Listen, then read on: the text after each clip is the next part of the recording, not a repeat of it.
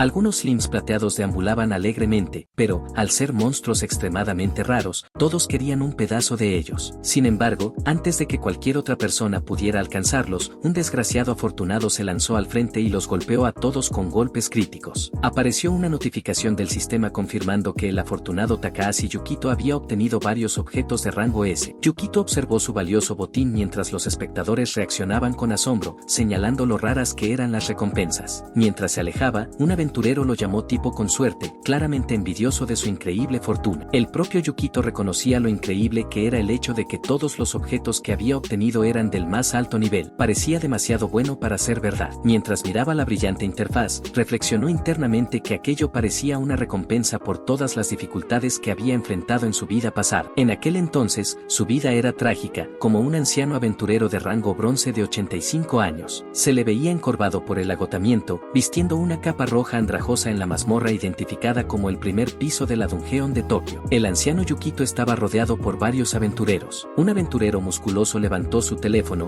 mostrando imágenes de criaturas acercándose, y anunció en voz alta que los monstruos habían llegado. Las llamas de aquel enjambre rugían, sumiendo todo en un caos total. Alguien advirtió que ya no era seguro quedarse afuera, y un aventurero gritó que necesitaban adentrarse más en la mazmorra. Otro argumentó que era inútil, ya que más monstruos venían desde abajo. Un aventurero más joven vio al anciano Yukito aún parado y lo instó a correr, diciendo que ese no era el momento para cazar slims. Yukito no respondió, y cuando el joven extendió la mano para ayudarlo, él la apartó bruscamente. Sin dudarlo, Yukito caminó hacia un grupo de slims. El joven aventurero quedó perplejo, aún gritándole, pero las personas a su alrededor susurraban que había algo raro con el viejo. Comentaban que era mejor dejarlo allí, llamándolo viejo inútil cuyos atributos nunca aumentaban. Otro joven aventurero pasó furioso, empujando a Yukito a un lado. Él cayó, pero no se rompió. Reflexionó que habían pasado décadas desde la fundación de los aventureros. El sistema seguía una estructura familiar, aunque el crecimiento variaba para cada persona. Derrotar monstruos aumentaba el nivel. Subir de nivel mejoraba los atributos, permitiendo que algunos desarrollaran magia mientras otros adquirían habilidades. Eso era normal, pero el caso de Yukito era diferente, ya que sus atributos eran miserables. Se preguntaba por qué solo él era así, recordando las dificultades pasadas, donde siempre dio lo mejor de sí. Entrenó incansablemente, superando sus límites. Cazó monstruos débiles sin descanso, alcanzando el nivel 98 solo con esfuerzo. El límite del sistema era el nivel 99, solo faltaba uno. Se dijo a sí mismo que todo valdría la pena en cuanto llegara a la cima, mientras avanzaba contra un slime. Gritó que sus atributos solo tardaban en florecer, creyendo que el último nivel cambiaría todo. Luchando contra el slime, apretó los dientes, gritando que eso tenía que ser verdad. Cuando ganó, apareció una notificación informando que había alcanzado el nivel 99. Su respiración se volvió temblorosa mientras susurraba finalmente, sus manos temblaban al mirar la brillante pantalla. Creía que ese era el momento en que todo cambiaría, mientras las lágrimas corrían por su rostro. Rogó desesperadamente al sistema que lo recompensara por todas sus dificultades. Una última notificación apareció mostrando que su fuerza había aumentado en un solo punto. Al ver eso, cayó de rodillas mientras la verdad lo golpeaba, haciendo que su rabia estallara. Gritó al sistema, preguntando si todo había sido en vano. La desesperación lo aplastó tanto que incluso su voz falló al exigir una respuesta. Pero a su alrededor, solo los ojos rojos brillantes de los monstruos hambrientos lo miraban, esperando a que se rindiera. Su cuerpo se volvió pesado, sus extremidades se negaban a moverse. Ya no tenía esperanza. Toda esa vida había sido simplemente horrible. Todos lo despreciaban. No pudo salvar a su madre, que siempre lo valoró. Y aún así, terminó destruyendo la felicidad de su única hermanita. Por eso, de cierta manera, sintió alivio de que toda esa mierda hubiera terminado. Pero entonces, la pantalla del sistema parpadeó en rojo con una notificación de emergencia. Ocurrió un error fatal en el sistema de estado de Takahashi Yukito. Se implementó un parche de reparación de emergencia, iniciando a la fuerza un rollback en su vida. A medida que la corrección entraba en vigor, se desbloqueó una capa oculta del sistema, revelando parámetros previamente inaccesibles. De manera sin precedentes, el sistema le otorgó una enorme compensación por su fallo, como una disculpa por los errores que arruinaron su existencia. La conciencia de Yukito despertó, su entorno disolviéndose de la oscuridad a un espacio brillante y desconocido. Takahashi Yukito miró a su alrededor, confundido, mientras intentaba procesar lo que había sucedido. La recepcionista le sonrió cálidamente, informándole que, a partir de ese momento, era un aventurero. Su mente se aceleró. Intentando entender la situación, preguntó con duda si algo estaba mal, pero la recepcionista lo tranquilizó, diciendo que todo estaba en orden. Afligido, rápidamente negó cualquier problema y le agradeció antes de alejarse. Encontrando un rincón silencioso, sacó su teléfono. La fecha en la pantalla mostraba 15 de marzo. Ese era exactamente el día día en que se había registrado como aventurero en su vida pasada. Recordaba haber visto bonificaciones de estado antes de morir y se preguntaba qué había sucedido. Cuando llamó a la pantalla de estado, apareció exactamente como era cuando comenzó, pero, para su sorpresa, esta vez podía desplazarse hacia abajo. La curiosidad lo dominó y deslizó la pantalla hacia abajo,